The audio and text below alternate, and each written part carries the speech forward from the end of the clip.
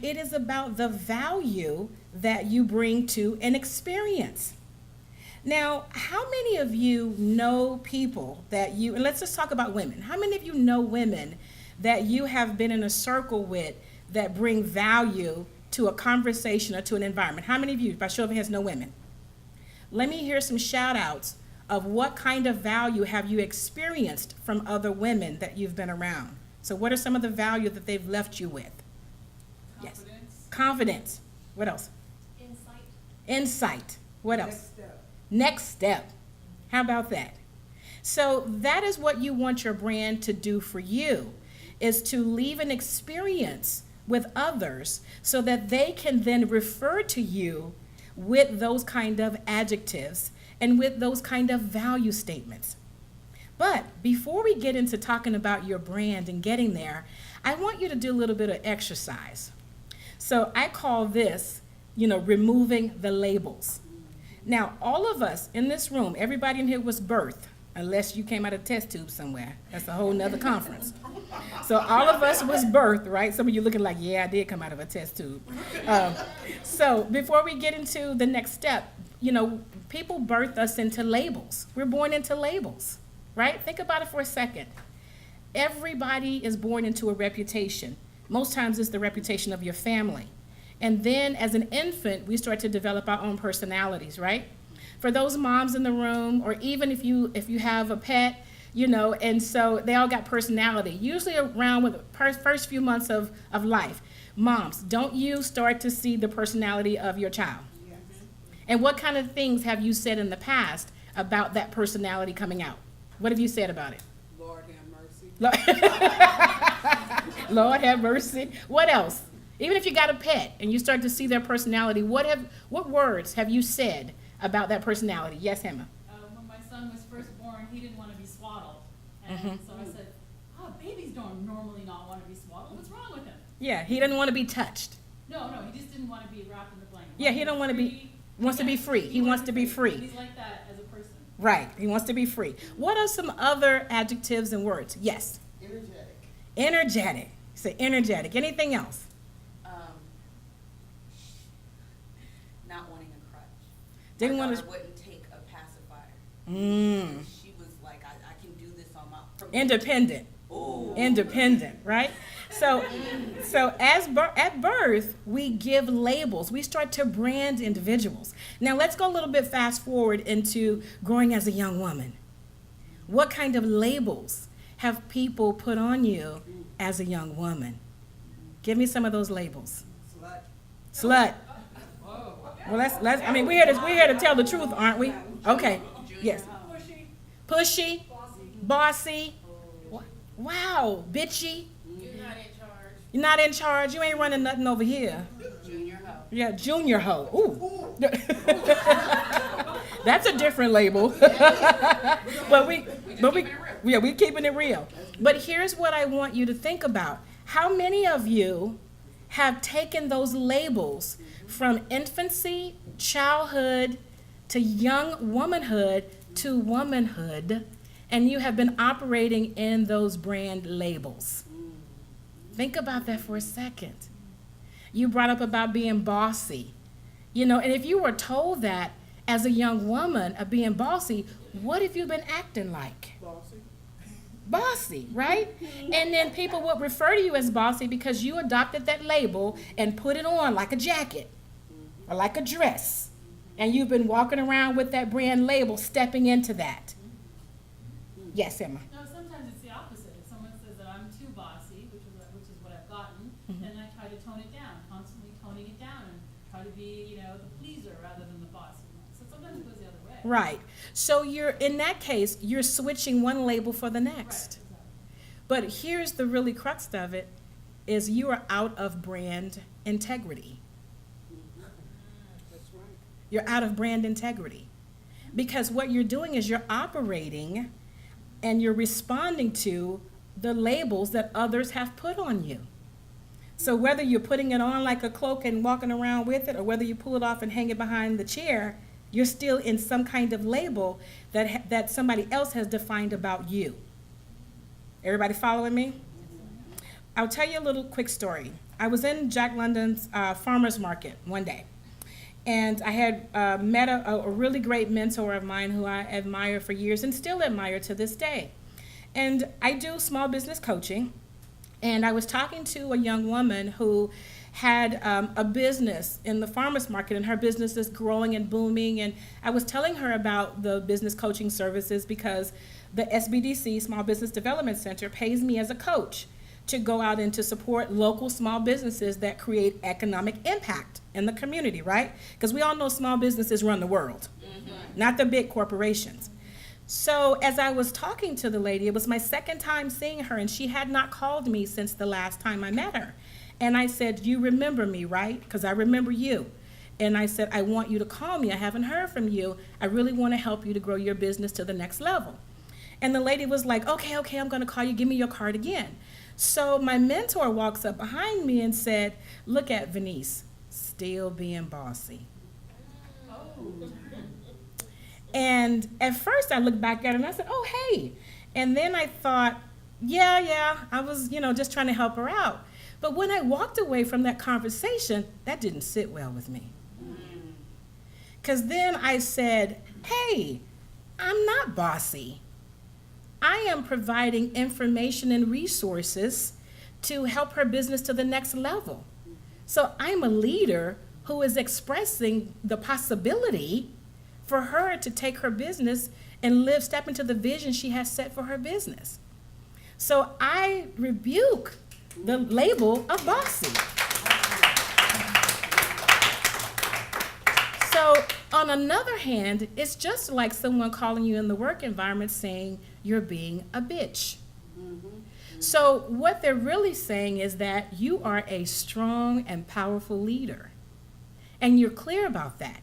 But the label they have given you is a label that you have put on like a jacket, and then you start expressing that to others in your communities. At work, they say, "I'm a bitch at work."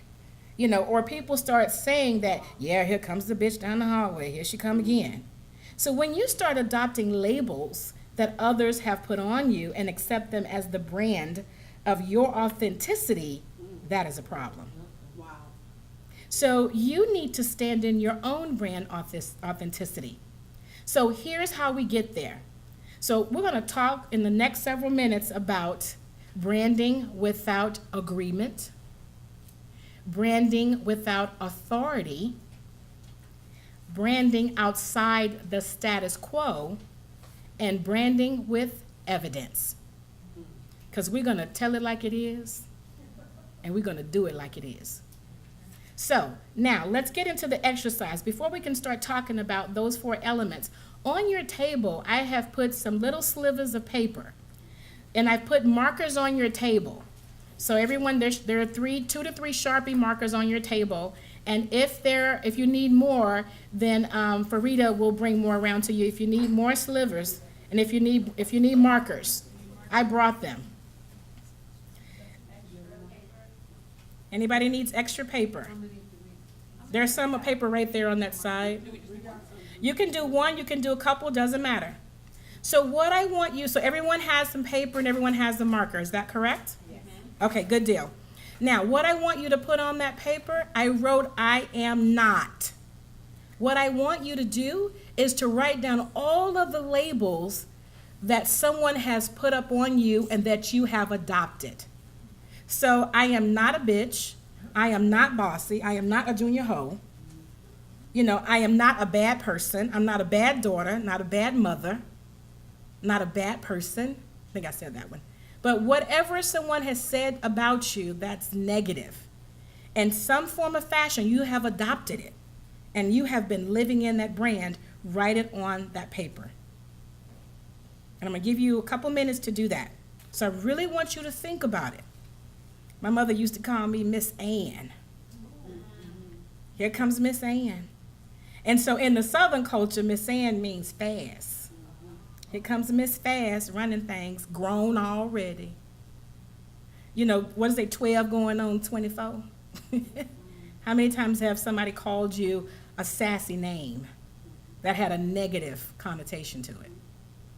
So whatever those labels are, take a few minutes, write them down, and I want you to dig deep because we're going to do something with them labels in a second.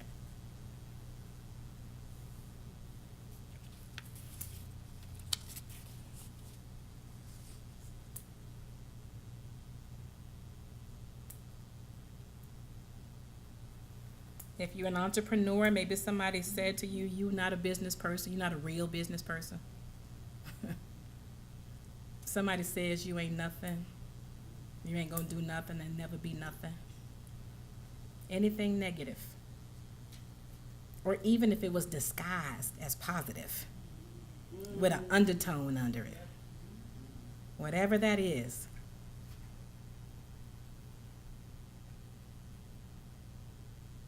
And it might be people that don't even know you. Maybe they just met you.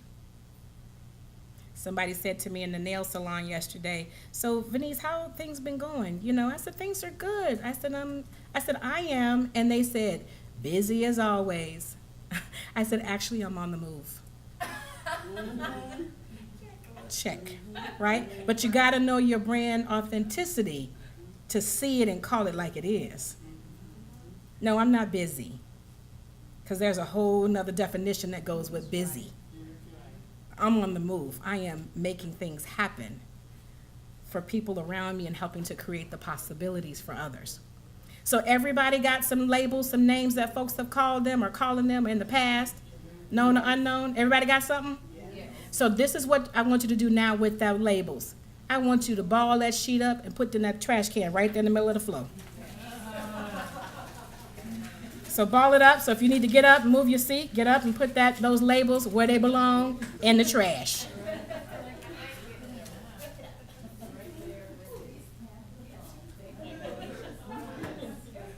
Put them in the trash. The lady asked me outside. She said, do you want the trash can empty? I said, We want the garbage to go with the garbage. There you go. We don't need we don't need the garbage to go in a clean space. We need the garbage to go in the garbage. So how did that feel, writing that out and balling it up and putting it in the trash can? What came up for you?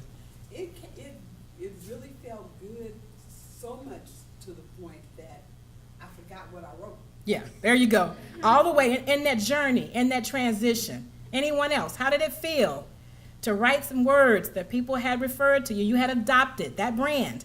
How did it feel to write it on paper, ball it up, and walk it to the trash can? Yeah, it made me feel like, let that stay there. Absolutely. Take it with you. Yeah. That is, yes. But it was a lie. It was a lie. How about that? Yes. Came from the garbage ship, that's where it went back to. How about that? Yes. It was a release. It was a release. Yes. Like I was taking off that coat that didn't fit, and I'm not going to wear it again. Yes. There you go. Right? How about that? Bravo. Because so many times we have things in our closets that we need to donate, don't we? Or we need to release and get rid of, don't we?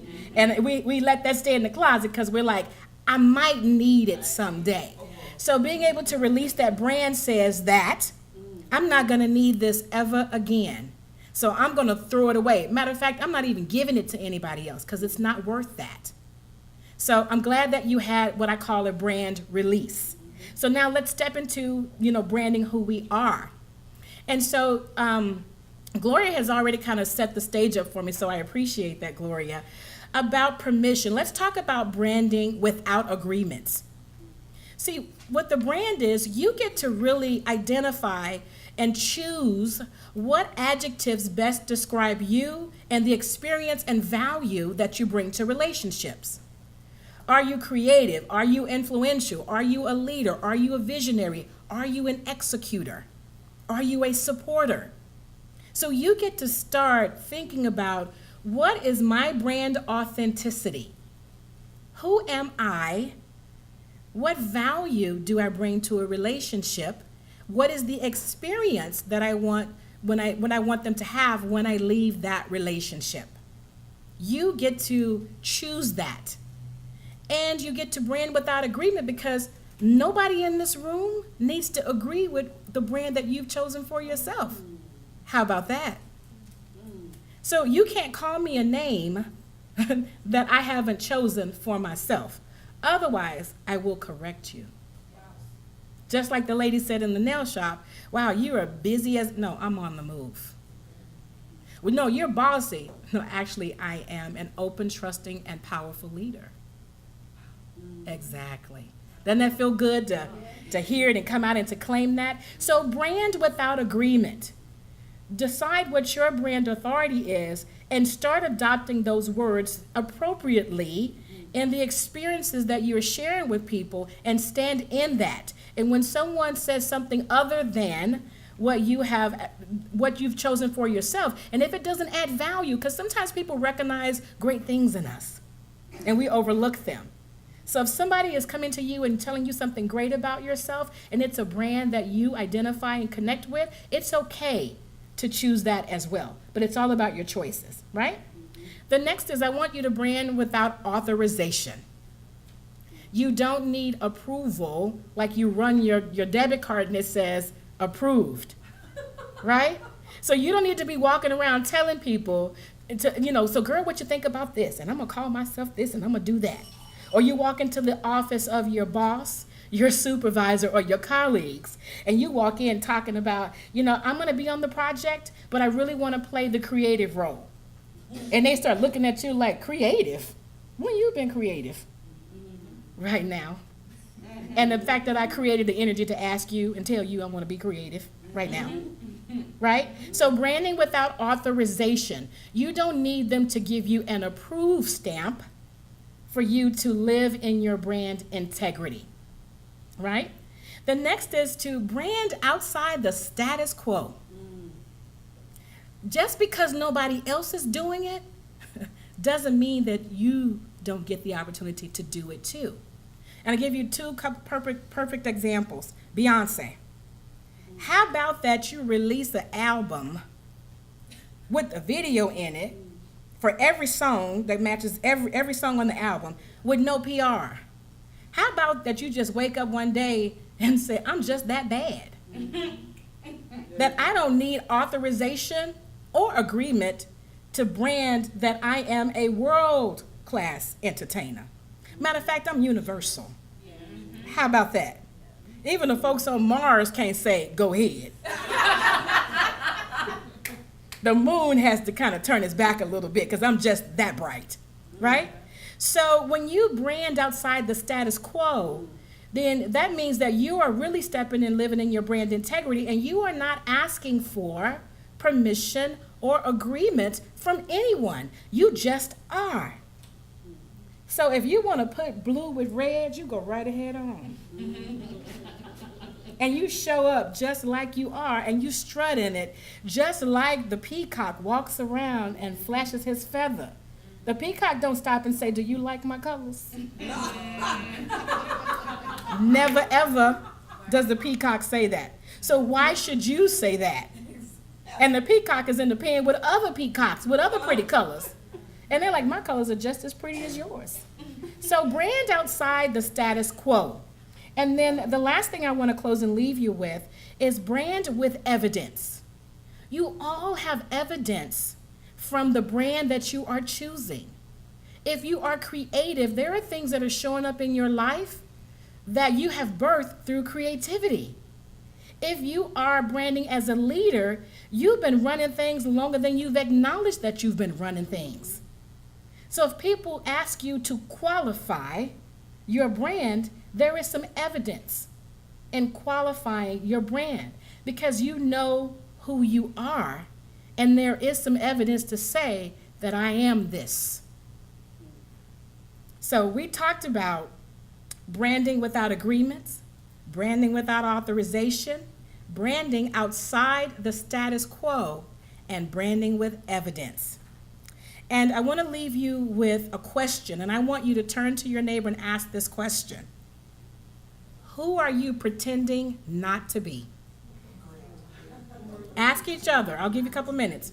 Who are you pretending not to be?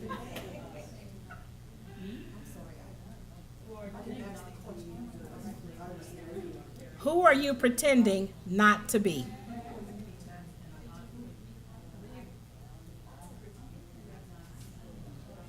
Are you pretending not to be that leader? Not to be that entrepreneur?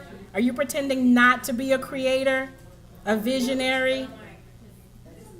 Are you pretending not to be smart? Are you pretending not to be talented? Are you pretending not to be wealthy and rich?